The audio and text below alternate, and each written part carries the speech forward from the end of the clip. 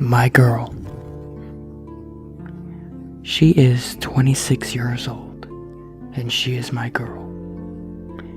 I had never believed in love at first sight until I met her. It was a rainy day in September last year. I was sitting in the shelter of the bus stop waiting for the rain to slow down so I could continue my walk to my apartment. When she sat down on the bench next to me with her newspaper, I couldn't help but stare at her for just a moment too long. I think she sensed I was watching her, because she looked up at me with her wide blue eyes, her dark hair falling in her face. I instantly fell in love with her. We chatted for a while. She seemed nervous that her bus was delayed. It finally arrived about 10 minutes late, and I hopped up on the bus with her so we could continue our conversation. We hit it off right away. I watched her get off at her stop, walk to her house, and go in. Then I walked home with butterflies in my stomach. I moved in with Jessica about 2 months after we met. We were both so happy. She used to sing so beautifully when she was getting ready for work in the mornings, when she cooked dinner when she came home, and when she got ready for bed.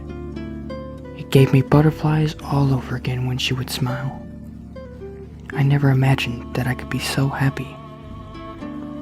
We did everything together.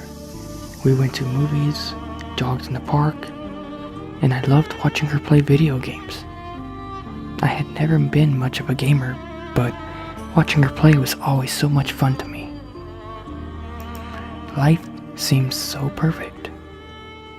That was until her mother passed away 3 months after I moved in. Jessica began to isolate herself after that. She became so depressed that she would spend days in her bed, not moving, not sleeping. When she did sleep, she would whimper softly and babble nonsense, waking in a panic. Our home no longer echoed with her singing voice. It was replaced with the sounds of her crying, from gentle whimpers to bouts of loud sobbing. Her constant sniffles could be heard from every room in the house. She almost never left, and her friends stopped coming over. She refused to answer the door when they knocked. She locked herself in the bedroom. I was so afraid to leave her alone that I called my boss and quit my job. I never told her, but she never asked. I felt so trapped. I couldn't leave. I couldn't eat. I sleep 4 hours per night if I'm lucky. Hell, if I have to go to the bathroom, I hold it until I'm afraid that I might pee my pants. If I'm not watching her, she might... Man, I don't want to think about what she might do. I try to carry on with life and try to keep a positive attitude. I live with the love of my life, and when she's sleeping, I get to curl up in bed next to her and hold her hand while spooning her, hoping that my touch might comfort her.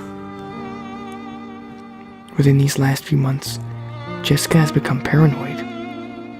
She claims that she is being watched by her mother's ghost. She wanders from room to room yelling, "Mama, I know you're here with me.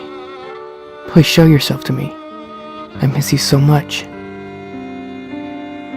It breaks my heart to watch and listen to her talking to the empty rooms, but it seems to comfort her in ways I cannot. She seems to be able to relax more. It must be therapeutic.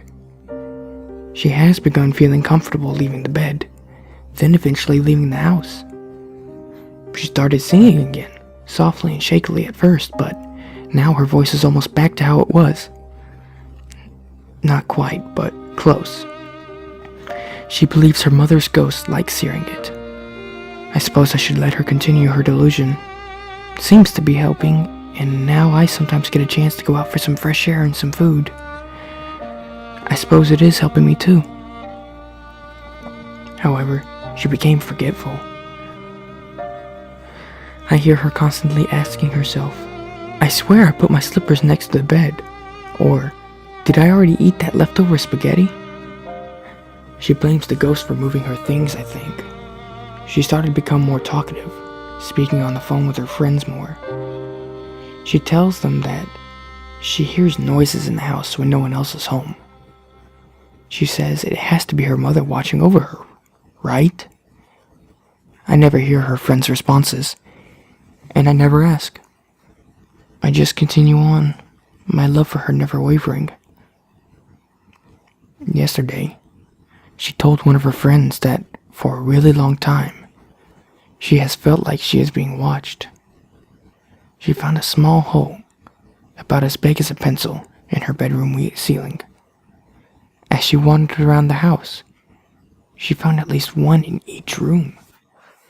She heard a noise in the attic, but she convinced herself it was just a raccoon or a squirrel or something. Thank God she hasn't come up to the attic, because I don't know what I would do if she found me here, always watching her through the holes in her ceiling.